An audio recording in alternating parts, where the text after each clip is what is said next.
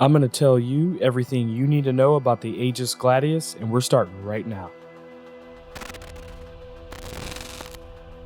Aegis Combat Assist activated. Systems green. Welcome to A Star Citizen's Buyer's Guide. What's up, citizens? This is Subliminal here, and today we'll be discussing the features, functions, and benefits of the Aegis Gladius. And we'll compare those features amongst competing ships so you can make an informed buying decision. In this review, we'll cover a brief overview, take a look at the exterior and interior, review stat comparisons, go over the default weapons, discuss components and recommended upgrades, review the pros and cons, and finish up with my thoughts on the Aegis Gladius. I've changed the format of this review slightly. Please give me feedback in the comments. If this is our first time meeting, welcome. My name is Subliminal and my passions are Star Citizen and content creation. Be sure to check out some of my other reviews in this series and consider subscribing. Now let's get to it. The Gladius is a long-serving military light fighter spacecraft first utilized by the United Empire of Earth Navy in the 26th century. Its frame is easily modified and has undergone numerous technology retrofits in the past 3 centuries.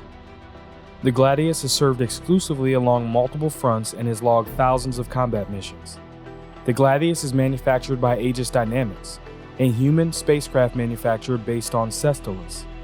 Today, the company is a major manufacturer of both civilian and military crafts. The Gladius has 3 variants available, although the only differences are the skin and default loadout. The Pirate and Valiant are also available. The Gladius is currently flight ready. As of today, it is available for sale or upgrade on the Pledge Store for $90, and the Pirate Edition is available to subscribers for $110 only if you've completed level 10 of Pirate Storm. And the Valiant was a limited edition run that's no longer available. I was able to find it for as low as $90 on the gray market, although you should shop at your own risk.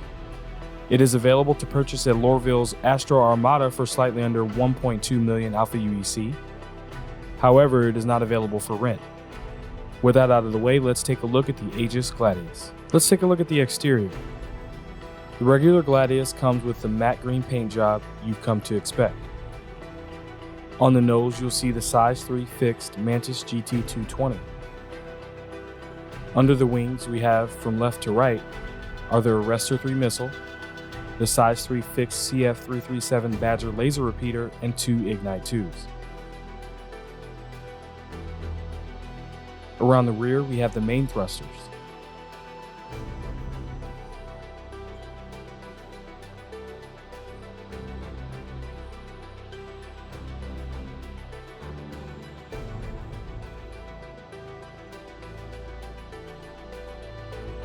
The starboard winged weapons are identical to the port side.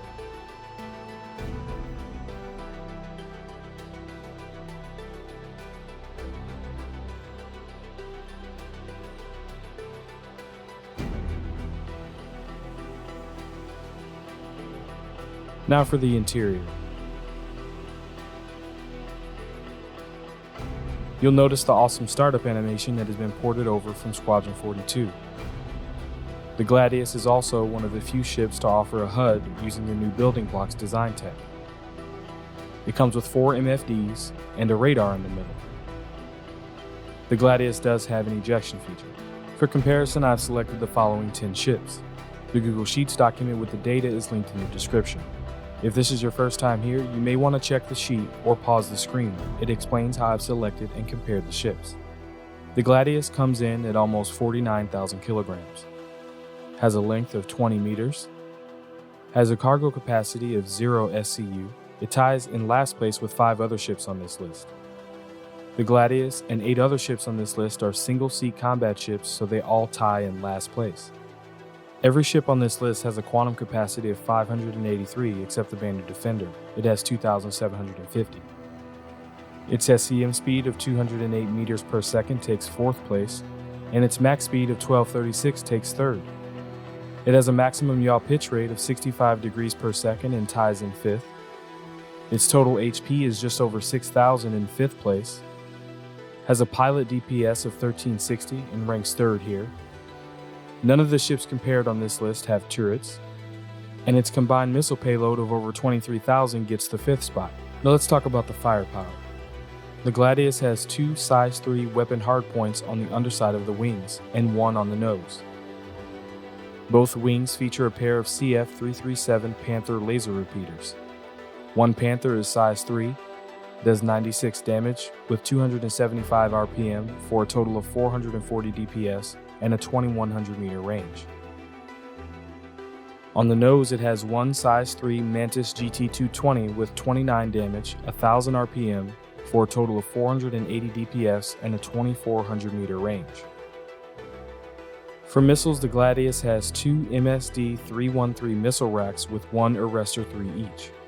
Arrestor 3s are size 3, cross-section, do 4200 damage and have a 3.5 second lock time and a 9000 meter lock range. It also has two MSD-322 missile racks with two Ignite 2s each. Ignite 2s are size 2, infrared, do 3700 damage, have a 1.5 second lock time and a 5700 meter lock range. I would recommend swapping out all of the weapons for size 2 gimbaled weapons of choice using auto gimbals. Now for the components. The standard power plant on the Gladius is the size 1 grade 3 Regulus power plant with 2200 max power generation per second. I recommend to always upgrade your power plant to be the best that you can afford, so I recommend the Breton. It can more than double your power generation to 4600 per second.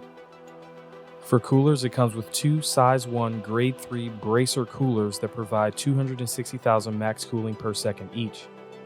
Again, I recommend the best for the coolers, so you should strive for two ultra-flow coolers that will bring its cooling rate to 440,000. For shield generators, it comes with two size 1 grade 3 all-stop shield generators with 5400 capacity that regenerates 270 hit points per second. My recommendation for shields is to apply the best regen rate for one cooler and the best capacity for the second cooler. This gives you the best possible regen with the capacity of both combined. Did I just blow your mind? Yeah, go ahead and hit that subscribe button. For the Gladius, this would be the Palisade and the Mirage. And last but not least, the QT drive. It comes with one size 1 grade 3 Beacon quantum drive with a 253,000 km per second quantum speed, a 2.25 second spool up time, and a 12 second cool down time. My recommendation for the QT drive is a bit more of a preference. I want the QT drive to be able to travel from the farthest I may possibly travel as fast as it can travel. So I would pick the Voyage. It is the fastest drive that has the range to go from PO to Microtech. However, if you aren't concerned with range because you're willing or have the means to travel to the area in a bigger ship and retrieve your ship locally, then just keep the Beacon drive. It is pretty fast. Just be aware that it can't make the jump from PO to Hurston. After you watch the rest of this review, head over to Urkel.games to see my full loadout. I have included a link in the description to this unique loadout. This tool is a great way to compare components. It even has the locations and the cost. I would say its pros are its speed, its SCM speed, and more importantly, its max speed. Its default pilot DPS is pretty good also.